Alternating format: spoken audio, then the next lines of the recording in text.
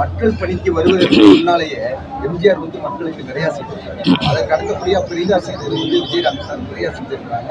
இந்த அளவு பேசப்படுகிறது. ஆனா விஜய் எடுத்துக்கிட்டீங்கன்னா இதுவரை மக்களுக்கு அரசியல் வாரத்துக்கு முன்னாடி எதுவும் செஞ்சது மாதிரி தெரியல. ஒரு சின்ன சின்ன நடந்துட்டு அவர் அரசியலை ஜொலிப்பதற்கான வாய்ப்பு இருக்கா? எப்படி அவரை ஒரு நடிகரா அவரை எப்படி பாக்குறீங்க? அரசியலை ஜெயிக்க முடியுமா? விஜயகாந்த் சார் இடத்தை பிடிப்பதற்கு முயல்வதாக ஒரு தோற்றம் இருக்கு. விஜயை வந்து தமிழகம் முழுவதும் பட்டி தேப்டி எங்கும் கொண்டு போய் சேர்த்தவர் கேப்டன். செந்தூர பாண்டி படத்தில் எங்கள் வீட்டு பக்கத்தில் தான் சின்ன வயசுலேருந்து இருந்தவர். அதனால் விஜய் வந்து நான் எப்பவும் சொல்கிற மாதிரி எங்கள் வீட்டு பையன்தான், அதில் மாற்று கருத்தில். ஆனால் சினிமா வேறு, அரசியல் வேறு. இதை நான் விஜய்கிட்டேயே நேரடியாக பல முறை சொல்லியிருக்கேன். ஆனாலும் அவர் இன்றைக்கி அவ்வளோ பெரிய பிஸ்னஸை விட்டுட்டு, அவ்வளோ பெரிய இன்றைக்கி ஒரு சினிமா துறையில் இருந்து எல்லாத்தையும் விட்டுட்டு இன்றைக்கி அரசியலுக்கு வரார். அது நம்ம பாராட்டணும். முதல்ல இன்றைக்கி வரணும்னு நினைக்கிறாரு, இளைஞராக இருக்கார். என்ன சாதிக்க போகிறார், என்ன சரித்திரம் படைக்க போகிறார் அப்படிங்கிறத உங்களை மாதிரி நாங்களும் வெயிட் பண்ணிக்கிட்டு இருக்கோம்.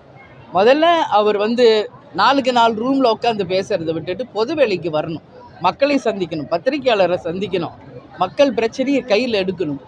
அப்போ தான் அரசியலில் நம்மளால் நிலைச்சு நிற்க முடியும். இதை விஜய்கிட்டே நான் சொல்லியிருக்கேன்.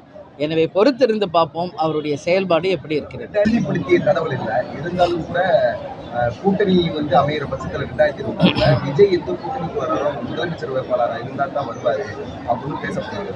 வந்த உடனே முதலமைச்சர் வேட்பாளராக இங்கே இருக்கிற கட்சிகள்லாம் ஏற்றுக்குவாங்களா?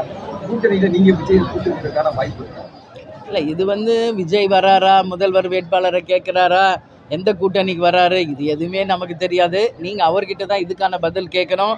விஜய் பற்றி கேள்விக்கு என்கிட்ட பதில் கேட்டால் என்ன வந்து சொல்ல முடியாது. தேமுதிகவை பற்றி கேளுங்க, நாங்கள் சொல்கிறோம். அதனால் என்ன நான் சொல்கிறேன்னா, உடனே வந்தவுடனே முதல்வர் ஆயிடணும் அப்படின்னு நினைக்கிறாங்க இன்றைக்கி இருக்கிறவங்கன்னு முதல்வரே ஸ்டேட்மெண்ட் கொடுத்துருக்காரு.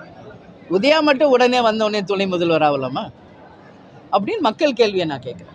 வந்து ஒரு 3-4 வருஷத்துலேயே சாதாரண உறுப்பினராக வந்தார், எலெக்ஷன் கேம்பெயின் போனார், அதுக்கு அடுத்து பார்த்தா எம்எல்ஏ ஆனார், உடனே அமைச்சர் ஆனார், இன்றைக்கி துணை முதல்வர் ஆகிட்டார். ஜஸ்ட் எல்லாமே 3-4 இயர்ஸ்க்குள்ளே. அப்போ அதை மக்கள் ஏற்றுக்கிறாங்களா அப்படின்ற கேள்வியை மக்கள் கேள்வியாக நான் முதல்வரை கேட்குறேன். எங்களை பொறுத்த வரைக்கும் விஜய் வந்து யார் கூட கூட்டணி, யாரோட வரப்போகிறார் என்பதை விஜய் தான் தெளிவுபடுத்தணும். அதை பற்றி நான் என்னோட கருத்து இந்த நேரத்தில் சொல்ல முடியாது.